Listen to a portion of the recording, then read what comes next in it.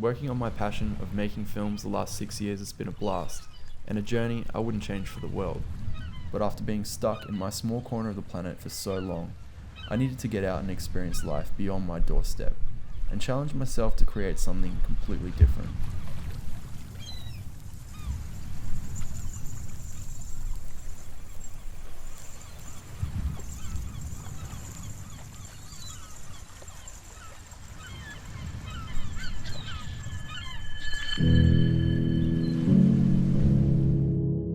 Recently, I got the opportunity to travel to Europe and experience the country of Italy firsthand.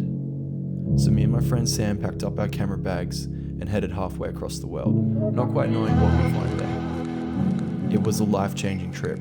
We met new friends, experienced some of the most beautiful places on Earth, and captured some of the most incredible footage. Our trip began on the Amalfi Coast.